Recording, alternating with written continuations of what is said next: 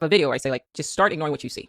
This is hard. It's incredibly difficult to ignore when you're wanting something and then it's not going the way you want it to go at that present moment. It's extremely difficult because, one, we're not taught this. We're taught that this is happening right now, so that is what you focus on, is the right now. Like, they've done these experiments where they test children and then they say, do you want like a chocolate now, or do you want like 5 chocolates if you can just wait 5 minutes? And they say that a child that is able to sort of delay gratification and wait for those 5 minutes, that is a sign that they will be successful in the future. It shows an ability innately to wait for a goal. But the kid can see the chocolates. They can see the 5 chocolates versus the 1, right? So it's easier, I think, even for those kids who choose to wait, however difficult it may be, it is still easier for them to wait, especially if they want trust that the person who's running the experiment will actually give them those 5 chocolates. The kid that might be choosing to take the thing now may also not trust the experimenter. Outside of a lab experiment, in the real world, it's not just like, okay, well, if I just wait 5 years, then I'm going to be successful. That's not how this shit works. You don't know the nature of the intelligence behind our reality. That is something I almost on a daily basis grapple with. What is the heart? What is the intention of whatever intelligence that is running our reality?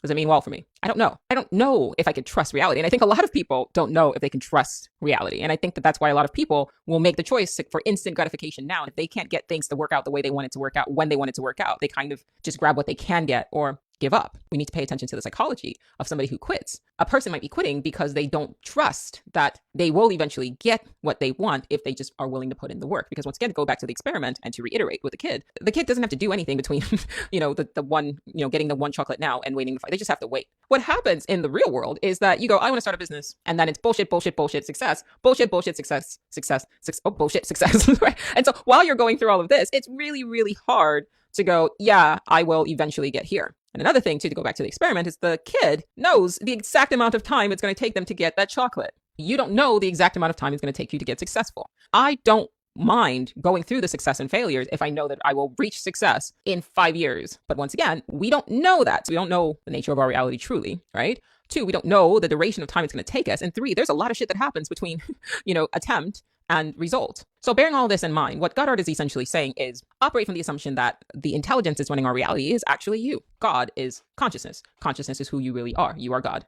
God is consciousness. So it is the intelligence. So you have to assume that, 1, you are the experimenter. So then do you trust the experimenter if it's you? And so you're living in a simulation. I likened your desired outcome to be something as tangible as a location in space. So I've said, okay, if you're in New York, right, and you're trying to travel to California, you don't have to manifest California. California already exists. You just have to figure out the routes that you need to take to get there. Keep that same energy for whatever endeavor you have. There's different paths. So long as you don't quit, you will get there. All of the shit that's happening that almost seems like you won't get there, ignore that shit. Your path is California. Pay attention, basically, to all the signs that say California. If it doesn't say California, don't look at it, ignore it, because that's not where you're going, right? If you view a desired outcome as a location in space-time that exists right now, as he says, there is no fiction. Imagining fulfills itself in what our lives become, right? So what you spent your time, energy, and effort imagining, that shows itself in your experience. And part of the imagination is you keep your mind focused on the destination and ignore everything that is not the destination.